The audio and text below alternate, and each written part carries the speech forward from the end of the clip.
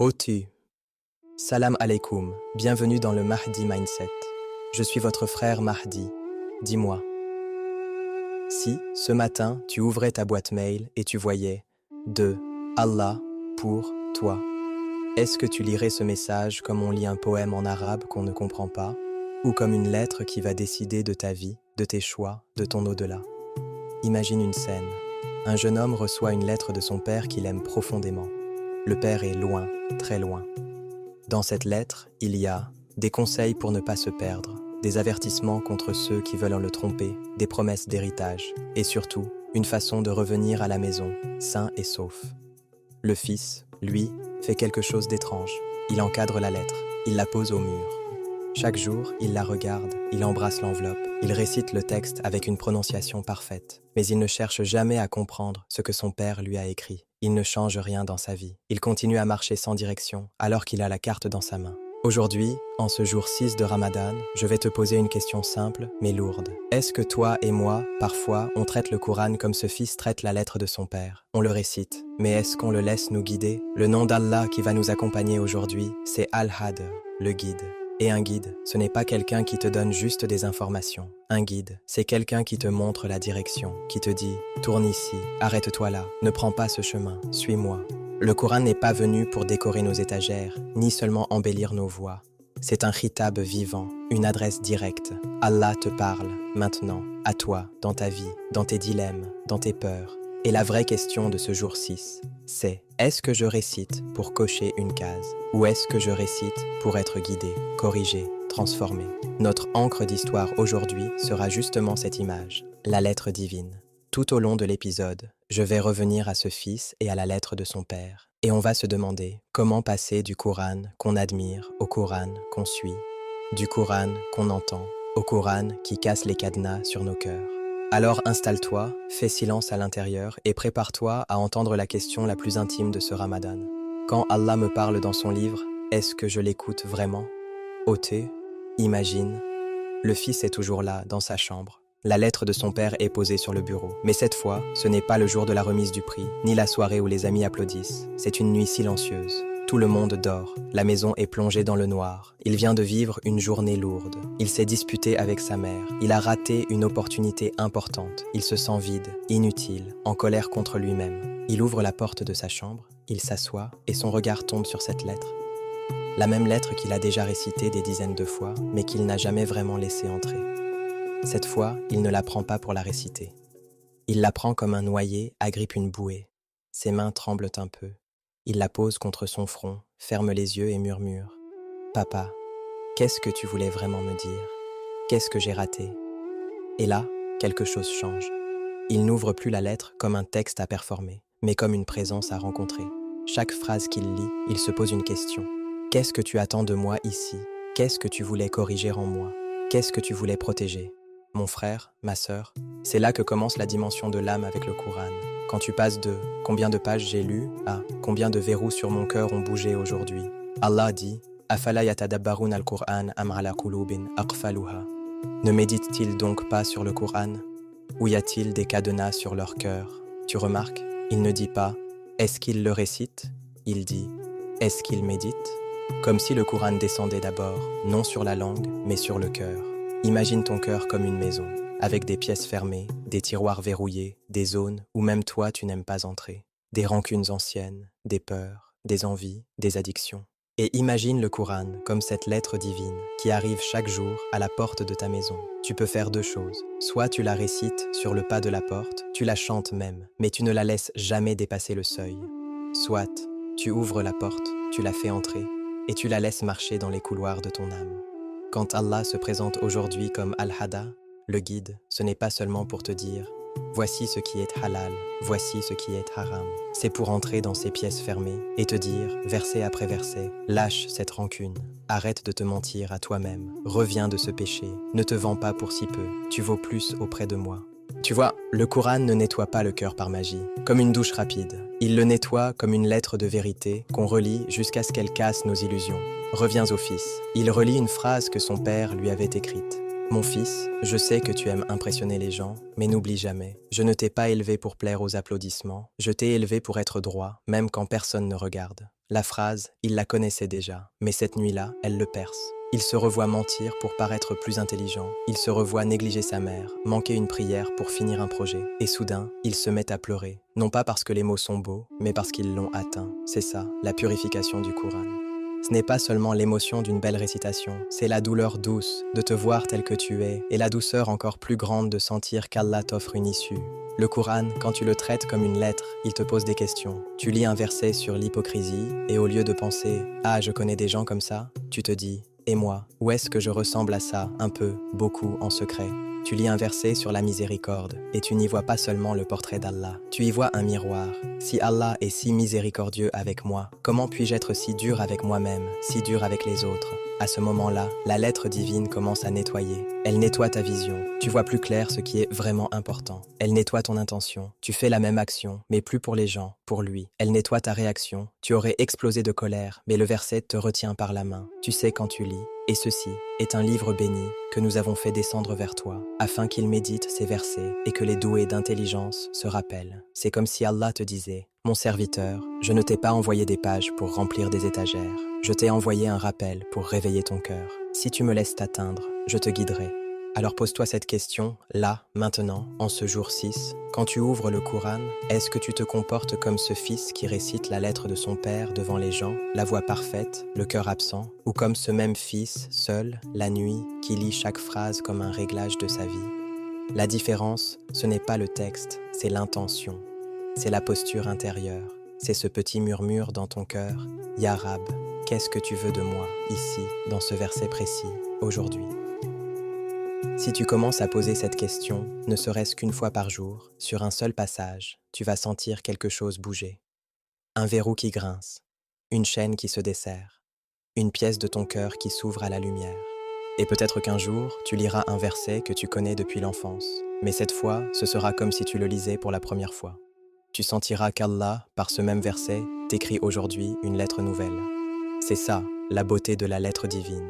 Elle est descendue une fois, mais elle te parle chaque jour différemment, si tu acceptes de l'écouter vraiment. Dans le segment suivant, on va descendre de cette dimension du cœur vers le concret. Comment, très simplement, transformer ta récitation en guidance quotidienne, sans te perdre dans la théorie. Mais garde ce secret en toi. Le Coran ne change ta vie que le jour où tu acceptes qu'il vienne déranger ton confort, et non juste caresser ton oreille. Hôte, imagine un soir de Médine. La ville dort presque. Le vent du désert glisse entre les ruelles étroites. Les étoiles sont claires et dans une petite maison simple, une lumière reste allumée. C'est la maison de Aïcha. À l'intérieur, le messager d'Allah se tient debout, pas devant une foule, pas sur un minbar, mais seul, la nuit, face à son Seigneur. Il commence sa prière et tu pourrais t'attendre à ce qu'il récite de longues sourates, des pages et des pages. Mais cette nuit-là, Aïcha nous raconte autre chose. Elle dit, en substance, « Le prophète se leva la nuit et il ne cessa de répéter un seul verset en pleurant. Un seul verset, toute la nuit, imagine la scène. Le prophète qui a reçu tout le Coran, qui connaît des centaines d'ayats par cœur, qui pourrait réciter jusqu'à l'aube sans s'arrêter. Et pourtant, il s'arrête sur une phrase. Les larmes coulent. Sa poitrine se soulève, sa voix se brise. Il répète, encore et encore, comme quelqu'un qui lit une lettre où chaque mot le transperce. Pourquoi? Parce que pour lui, le Coran n'était pas un texte à finir, mais une parole à entendre. Pas un programme de lecture, mais une adresse personnelle. Il ne cherche pas le volume, il cherche la guidance. Il ne se dit pas « Combien de pages ai-je récité ?» mais plutôt « Qu'est-ce qu'Allah me dit à moi maintenant ?» Tu vois la différence? Nous, souvent, on se presse pour avancer dans le mouchaf, comme si la baraka était dans le nombre de pages tournées. Lui s'arrêtait là où son cœur était saisi. Il laissait l'aya l'attraper, la travailler, le transformer. Et ce n'est pas seulement la nuit. Regarde comment le Coran façonnait ses journées. Un jour, on lui récite des versets parlant de ceux qui, avant nous, ont reçu la révélation mais ne l'ont pas suivi. Il écoute. Ce ne sont pas des histoires anciennes, pour lui. Ce sont des avertissements vivants. Et il répond avec une dua, avec une peur, avec une espérance. Il réagit, comme quelqu'un qui reçoit une lettre et qui répond immédiatement. Les compagnons avaient compris ça. Abdullah ibn Omar, par exemple, qu'on décrit comme un homme qui vivait littéralement le Coran, disait qu'il n'apprenait pas 10 versets sans mettre en pratique ce qu'il contenait avant de passer au suivant. Imagine leur cercle d'apprentissage. Pas un cours pour finir Al-Baqarah en un mois. Non, 10 versets. Ils les récitent, ils demandent « Qu'est-ce qu'Allah veut de nous ici? Quel ordre? Quel interdit? Quel rappel pour l'akhira ?» Puis ils ajustent leur vie, leur commerce, leurs relations, leur caractère.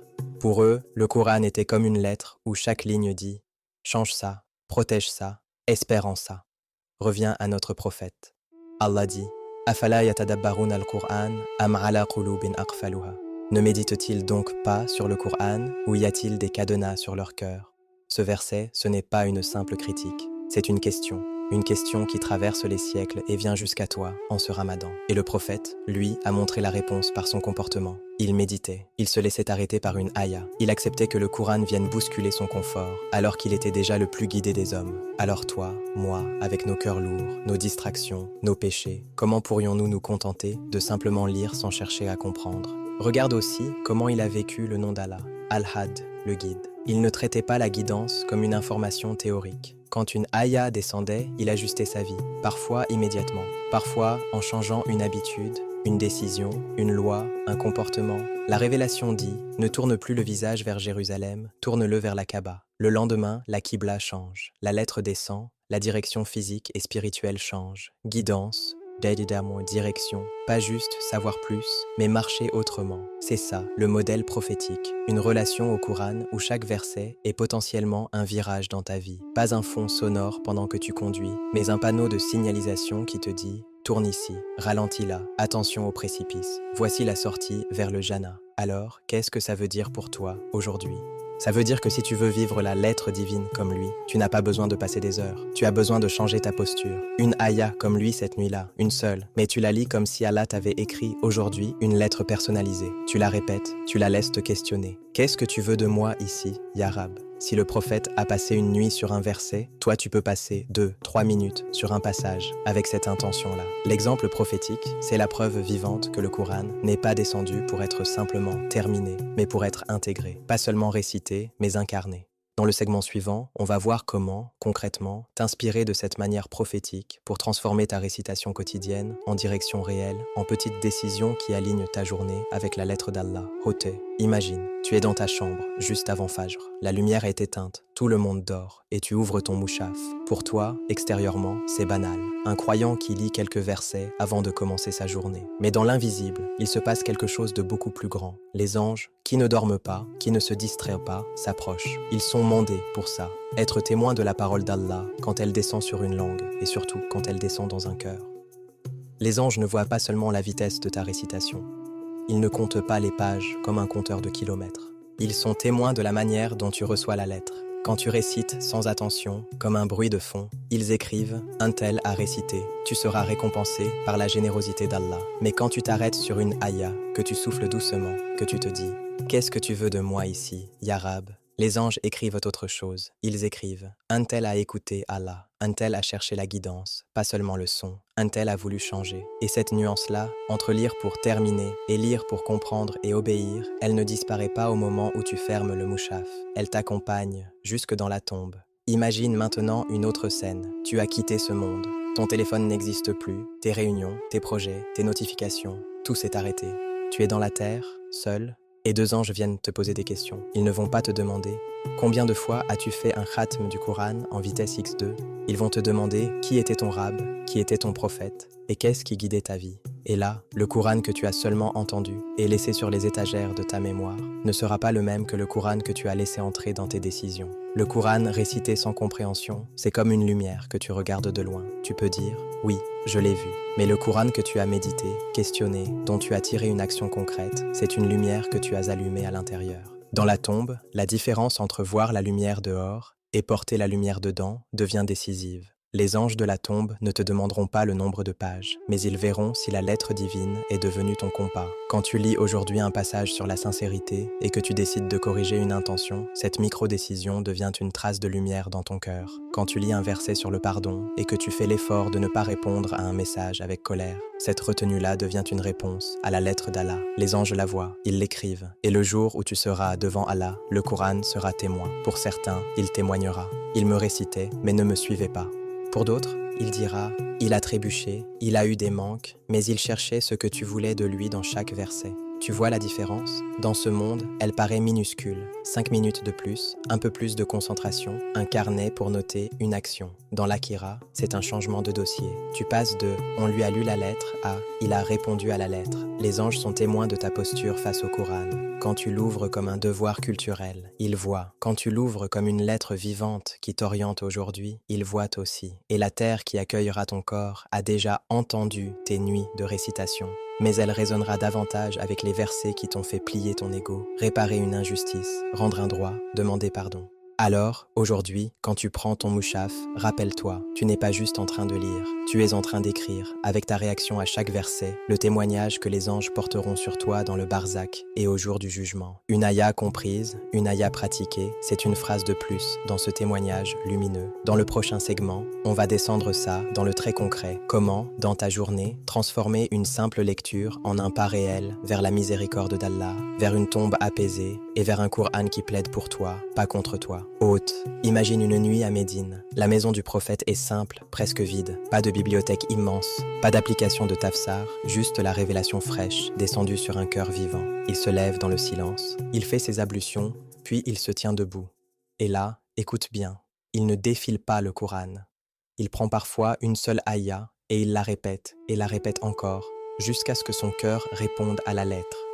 Une nuit, il a passé des heures avec ce verset. Si tu les châties, ils sont tes serviteurs, et si tu leur pardonnes, c'est toi le puissant, le sage. Il le répète, il pleure, il demande, il intercède pour sa Oumma. Tu vois la différence? Ce n'est pas « j'ai lu une page », c'est « j'ai laissé une aya me traverser, me parler, me changer ». Alors comment, toi, dans ta journée moderne, avec ton agenda, ton boulot, ta fatigue, tu peux goûter un peu de cette sunna-là? Je vais te proposer une seule habitude prophétique, mais si tu la tiens, elle peut changer ta relation à la lettre divine. L'action prophétique du jour, une aya, une question, une action. Le prophète ne recevait jamais une révélation pour la collectionner. Chaque verset venait avec une réponse attendue, un comportement à corriger, une injustice à réparer, une vision à ajuster. Toi aussi, chaque jour de Ramadan, tu vas faire ce petit pacte. 1. Après une prière obligatoire, choisis celle qui est la plus calme pour toi. Tu t'assois en wudu, tu ouvres le mouchaf et tu ne prends qu'un petit passage, 3 à 5 versets maximum. 2. Tu les lis avec tartoul, lentement, en articulant, en laissant les sons se déposer sur ton cœur. 3. Ensuite, tu lis la traduction et tu te poses une seule question. Qu'est-ce qu'Allah veut de moi ici, aujourd'hui, dans ma vie réelle? Pas qu'est-ce que ça veut dire en théorie, mais qu'est-ce que ça exige de mon caractère, de mes relations, de mes habitudes? 4. Puis tu écris, oui, écris, comme on signe une réponse, une action concrète que tu vas poser dans les prochaines 24 heures en réponse à ce verset. Par exemple, tu lis un verset sur le pardon. Aujourd'hui, je vais envoyer un message à cette personne avec qui c'est froid et je vais faire le premier pas. Tu lis un verset sur la salat. Aujourd'hui, aucune prière en retard sans excuse valable. Tu lis un verset sur l'aumône.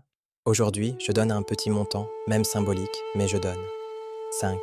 Et tu termines par une dua, très simple, très directe. Ya Rab, ne fais pas de moi quelqu'un qui a seulement entendu ta parole. Fais de moi quelqu'un qui y répond. Tu vois ce qu'on a fait? On a imité une sunna profonde. Le prophète recevait la parole, il répondait. Toi, tu reçois une aya, tu réponds avec une action. Ce n'est plus « j'ai lu mon isbé, c'est bon ». C'est « j'ai reçu une instruction aujourd'hui et j'ai obéi à quelque chose ». Dans les registres de l'Akira, ce n'est pas le nombre de pages qui sera mentionné en premier, mais ces petites phrases lumineuses. Ce jour-là, quand il a lu ce verset, il a pardonné. Ce jour-là, quand elle a lu ce verset, elle a cessé cette habitude. Alors, pour ce jour 6, voilà ton engagement concret. Une séance Coran par jour, avec tartul, une question. Qu'est-ce qu'Allah veut de moi ici? Et une action écrite, puis réalisée. C'est petit dans le calendrier, mais immense dans ton dossier.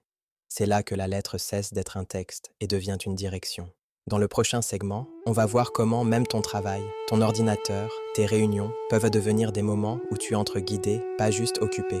Hôte. Alors, si on devait résumer ce jour 6 en une seule image, ce serait celle-ci. Tu n'es plus quelqu'un qui lit un livre sacré. Tu es quelqu'un à qui Allah écrit une lettre, aujourd'hui, maintenant, dans la langue de ton cœur, dans les détails de ta journée. Le Coran n'est plus un fond sonore, ni un compteur de pages. C'est un discours vivant qui te cherche, qui t'appelle par ton prénom, au milieu de tes mails, de tes réunions, de tes fatigues.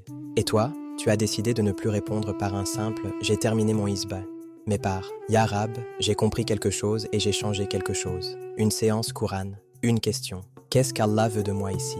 Une petite action. C'est comme si, chaque jour, tu signais en bas de la lettre avec ton comportement. On va terminer avec la dua du jour. Je t'invite, si tu peux, à fermer les yeux un instant, à poser les épaules, à laisser tout le reste en pause. Imagine que tu tiens cette lettre divine entre tes mains et que tu demandes à Allah qu'elle devienne vivante en toi. Répète dans ton cœur ou à voix basse. Allahumma ijal al-Qur'ana rab'a qalb wa noura sadr wa jala'a huzn wa dahaba hamma. Ça veut dire, ô Allah, fais du Coran le printemps de mon cœur, qu'il ne soit plus sec, qu'il reverdisse à chaque verset. Fais du Coran la lumière de ma poitrine, qu'il éclaire mes doutes, mes choix, mes zones d'ombre. Fais du Coran ce qui efface ma tristesse, non pas en fuyant la réalité, mais en me rappelant que tu es avec moi dans chaque épreuve. Et fais du Coran ce qui dissipe mes soucis, qu'à chaque fois que l'angoisse monte, je retrouve dans tes paroles un chemin, une direction, une main tendue. Quand le Coran devient guidance et plus seulement consolation, ta tristesse change de couleur, tes priorités s'alignent, et même tes peurs se mettent à parler, tawhid.